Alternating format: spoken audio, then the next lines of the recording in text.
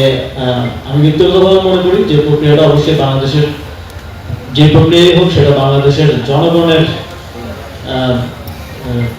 জনগণের রিপ্রেজেন্টেশন বা জনগণের যে উইল সেই উইলের মাধ্যমে বাস্তবায়নটাই একটা সবচেয়ে গ্রহণযোগ্য এবং দীর্ঘমেয়াদী প্রক্রিয়া হবে বলে আমি বিশ্বাস করি। তবে সেটা ঐক্যমত্য কমিশনে ডিসাইড করার বিষয় আছে। তবে জনগণকে রিপ্রেজেন্ট করে ফর্মালি রাজনৈতিক দল ঐক্যমত্য কমিশন যখন আলোচনা করছে তার ফর্মাল বডির সাথে বসা ছাড়া আর কোনো মডালিটি আসলে ছিল কিনা সেই বিষয়টি আমি জানি না। তবে শেষ প্রশ্নটা কি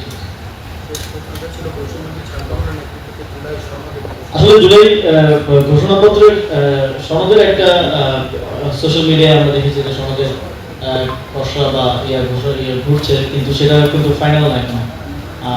যতক্ষণ না ফাইনাল ভার্সনটা আসছে ততক্ষণ পর্যন্ত বলা যাচ্ছে না। ঘোষণাপত্রের অনেক ভুয়া খসড়া বা অনেক পূর্বের খসড়া যদিও আছে, ঘোষণাপত্রের মূল কপিটা এখন পর্যন্ত আমিও দেখতে পারিনি। তবে মোটামুটি একটা ধারণা আছে ইন প্রিন্সিপাল।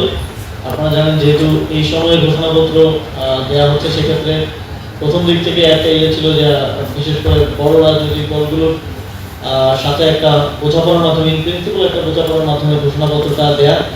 এবং ঘোষণাপত্রের বিষয়ে এতটুকুই আমি আপনাদেরকে নিশ্চিত করতে পারি যে এই ঘোষণাপত্র জুলাই গণঅভ্যুত্থানের জনগণের যে আকাঙ্ক্ষা ছিল, জনগণের যে উইল ছিল এবং যে ঐতিহাসিক প্রেক্ষাপটে এই জুলাই গণঅভ্যুত্থান সংগঠিত করতে হয়েছে, সেই ঐতিহাসিক প্রেক্ষাপটকে জাস্টিফাই করে।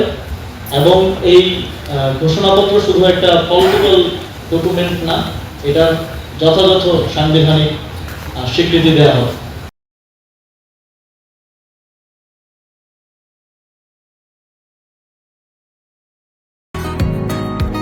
বসুন্ধরা, উত্তরা, বনশ্রী, কুড়িল ও বাড্ডা সহ রাজধানীর বিভিন্ন স্থানে অভিজাত ও অত্যাধুনিক মানের ফ্ল্যাট কেনার এক নির্ভরযোগ্য প্রতিষ্ঠান প্লেজেন্ট প্রপার্টিজ লিমিটেড। তাই আপনার স্বপ্নের আবাসনের জন্য আজই যোগাযোগ করুন। Pleasant properties limited, where destiny matches eventually.